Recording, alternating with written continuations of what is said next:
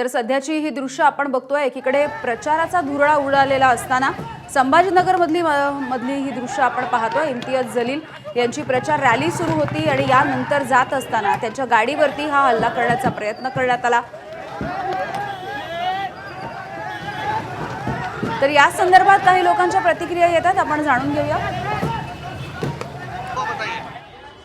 हुआ कुछ नहीं, हमारे बच्चे सब कॉर्नर पे खड़े थे और उनकी रैली है उधर से। आने के बाद में हमारे भाभी भी निरोध हो गए ना, तो उनको तकलीफ भी हो रही कि वो रास्ते से जहाँ से गलत सड़क अल्फाज बोल रहे थे रास्ते से जाते जाते, तो हमने को पूछने गए तो सब वो आंगों पे आए, तो आमने सामने हमारी दोनों की भीड़ हो गई। क्या पुलिस ने लाठीचार्ज भी कर दिया है? लाठीचार्ज दोनों तरफ किए, एक तरफ नहीं किए, दोनों तरफ लाठीचार्ज किए पुलिस ने। लेकिन ऐसे दोनों पार्टी तो आमने सामने होंगे तो लॉ एंड ऑर्डर का ये उपस्थित हो रहा है इम्तियाज प्रश्न। जलील जबकि पुलिस रिस्पॉन्सिबल रह चुके हैं, हाँ। उनको समझना चाहिए कि पब्लिक को कैसे लेके चलना चाहिए। उनको खासदार बनाए, आमदार बनाए, और ये लोग जो थे उनको बनाने वाले, और क्या उनके चांगों पे जा रहा है, उसको इतनी तो अक्ल होना चाहिए ना उसको।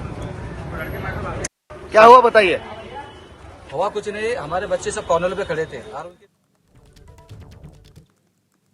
तर संभाजीनगर मधली ही दृश्य आपण बघतो आहोत। नाराज असणारे हे जे कार्यकर्ते होते त्यांनी इम्तियाज जलील यांच्या गाडीवर हल्ल्याचा प्रयत्न केलेला आहे।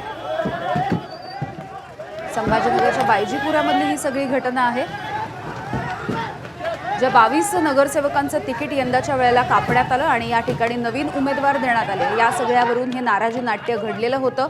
या सगळ्याचं रूपांतर सध्या राड्यापर्यंत झालेलं बघायला मिळतंय आणि जलील यांची पदयात्रा झाल्याच्या नंतर त्यांची गाडी जात असताना त्यांच्या गाडीवरती अशा पद्धतीनं हा हल्ला करण्याचा प्रयत्न झालेला आहे। जलील यांना देखील मारहाण करण्याचा प्रयत्न झाला, मात्र त्यांची गाडी इथून पुढे निघून गेली आहे।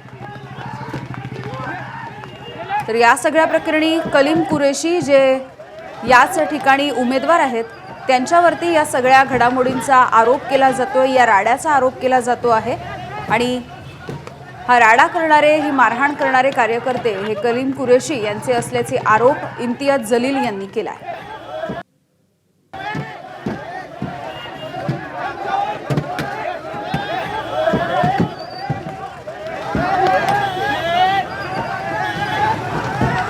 सुरुवातीला हे सगळे कार्यकर्ते MIMचेच कार्यकर्ते आहेत आणि नाराज आहेत असं बोललं जात होतं, मात्र जी माहिती आता समोर येते आहे त्यामधून असं कळतंय की तिकीट कापल्यामुळे या सगळ्या कार्यकर्त्यांची नाराजी उफाळून आली।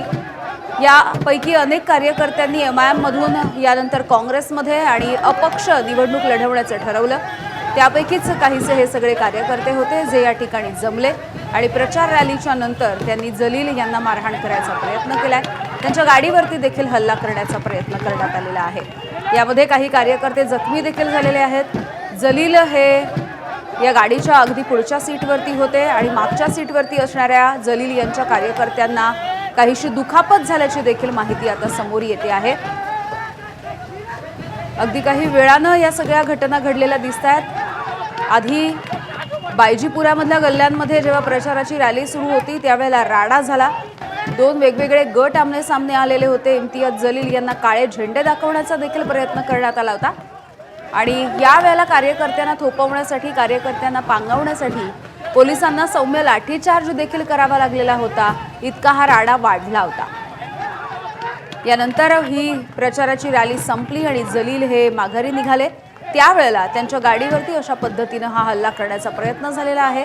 त्याची दृश्य आपण ABP माझावरती बघतोय। तर ही दोन दृश्य आपण बघतोय। आधीचा हा राडा ज्यावेळेला ही प्रचाराची फेरी सुरू होती त्यावेळेची ही काही बाचाबाचीची दृश्य आपण बघतोय। कार्यकर्ते आमने सामने आलेले होते, त्यामुळे नाराजी नाट्याचं रूपांतर हे थेट बाचाबाचीमध्ये आणि हाणामारीपर्यंत पोहोचलेलं बघायला मिळालं, ज्यामध्ये पोलिसांना बळाचा वापर करावा लागला होता। सौम्य लाठीचार्ज देखील या ठिकाणी झाला होता आणि कार्यकर्त्यांना पांगवण्यात आलं होतं। या सगळ्या पार्श्वभूमीवरती पोलिसांचा मोठा बंदोबस्त होता आणि असं असताना ही रॅली संपवून पुढे जात असताना जलील यांच्या गाडीवरती हल्ल्याचा प्रयत्न झालेला आहे।